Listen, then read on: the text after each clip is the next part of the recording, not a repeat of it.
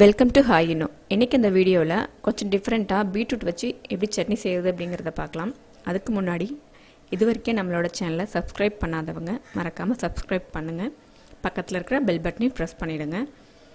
சரி வாங்க பீட்ரூட் சட்னி எப்படி செய்கிறது அப்படிங்கிறத பார்க்கலாம்.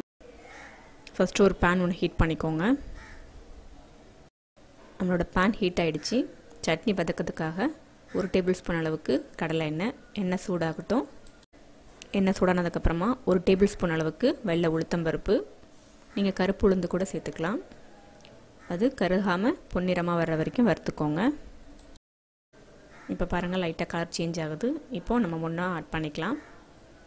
காரத்துக்காக 2 பச்சை மிளகாய் உடச்சி போட்டுக்கோங்க. முழுசாக போட்டிங்கன்னா வெடிச்சிடும். சின்னதாக ஒரு துண்டு இஞ்சி, 6 பல் பூண்டு, இதையெல்லாம் சேர்த்து நல்லா வதக்கிக்கோங்க. எல்லாம் சேர்ந்துட்டு ஒரு நிமிஷம் வதக்குங்க. அது வதக்குனதுக்கப்புறமா ஒரு பெரிய வெங்காயம் அதை பொடியை கட் பண்ணி அதையும் சேர்த்துருங்க. ஒரு நல்லா பழுத்த ஒரு பெரிய தக்காளி அதையும் சேர்த்து நல்லா வதக்கிக்கோங்க. இப்போ வெங்காயம் தக்காளி நம்ம சேர்த்த இஞ்சி பூண்டு பச்சை மிளகாயெல்லாம் நல்லா வதங்கிடுச்சு. இப்போ நான் ஒரு 100 கிராம் அளவுக்கு ஒரு பீட்ரூட் தூள் சீவிட்டு காய் சீவுறதில் சீவி வச்சுருக்கேன். நீங்கள் துண்டாக கட் பண்ணி போட்டிங்கன்னா அரைக்கும் போது கொஞ்சம் கஷ்டமாக இருக்கும். இந்த மாதிரி துருவி போட்டிங்கன்னா மிக்சியில் அரைக்கிறதுக்கு ஈஸியாக இருக்கும். ஒரு அரை மூடி அளவுக்கு தேங்காய், இதை எல்லாத்தையும் சேர்த்து நல்லா வதக்கிக்கோங்க. ரொம்ப நேரம் வதக்கணும்னு அவசியம் கிடையாது. பீட்ரூட்டும் தேங்காய் சேர்த்ததுக்கப்புறமா ஒரு 2லேருந்து 3 நிமிஷம் வதக்கினாலே போதும். இப்போ பார்த்திங்கன்னா ஒரு 3 நிமிஷம் நல்லா அந்த பீட்ரூட்டை நல்லா வதக்கியாச்சு. அதனோட பச்சை வாசனை போயிருக்கும். இப்போ நம்ம ஸ்டவ் ஆஃப் பண்ணிவிட்டு இது நல்லா ஆறட்டும். நம்ம வதக்கி வச்சது நல்லா ஆறிடுச்சு. இப்போ ஒரு மிக்ஸி ஜாரில் நம்ம வதக்கி வச்ச சட்னியை அதில் சேர்த்துடலாம். இதுக்கு தேவையான உப்பு சேர்த்துட்டு கொஞ்சமாக தண்ணி விட்டு கொஞ்சம் கெட்டியாக நம்ம அரைச்சிட்டு வந்துடலாம்.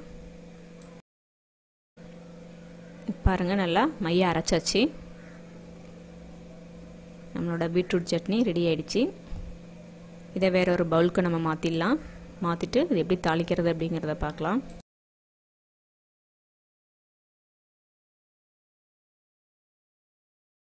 நம்ம சட்னி தாளிக்கிறதுக்காக ஒரு தாளிப்பு கரண்டி ஒன்று சூடு பண்ணிக்கோங்க. சூடானதுக்கப்புறமா கொஞ்சமாக எண்ணெய் விட்டுக்கோங்க. தாளிக்கிறதுக்கு கடலை எண்ணெய் யூஸ் பண்ணியிருக்கேன். எண்ணெய் சூடானதுக்கப்புறமா 1/2 டீஸ்பூன் அளவுக்கு கடுகு, 1/2 டீஸ்பூன் வெள்ளை உளுத்தம்பருப்பு, இது 2 சேர்த்துட்டு நல்லா பொரியட்டும். கடுகு நல்லா பொரிஞ்சிடுச்சு. இப்போ ஒரு கொத்து கருவேப்பிலை அதோட போட்டு ஸ்டவ் ஆஃப் பண்ணிவிடுங்க. கருவேப்பிலை நல்லா அந்த எண்ணெயில் பொரியட்டும். அவ்வளோதாங்க. பொரிஞ்சதுக்கப்புறமா நம்ம சட்னியில் சேர்த்துடலாம். நம்மளோட பீட்ரூட் சட்னி ரெடி ஆகிடுச்சு. இட்லி தோசைக்கு ரொம்ப சூப்பரான ஒரு சைட் டிஷ்ஷாக இருக்கும். சிலருக்கு பொரியல் அந்த மாதிரிலாம் பிடிக்காது. இந்த மாதிரி சட்னியை செய்யும்போது ரொம்ப டேஸ்டியாக கொஞ்சம் டிஃப்ரெண்ட்டான டேஸ்ட்டில் சாப்பிட்றதுக்கும் ரொம்பவும் டேஸ்டியாகவும் இருக்கும். நீங்களும் அதை ட்ரை பண்ணி பாருங்கள். எப்படி இருந்ததுன்னு உங்களோட கமெண்ட்ஸை சொல்லுங்கள். இந்த வீடியோ பிடிச்சிருந்ததுன்னா லைக் பண்ணுங்கள், ஷேர் பண்ணுங்கள். தேங்க்யூ.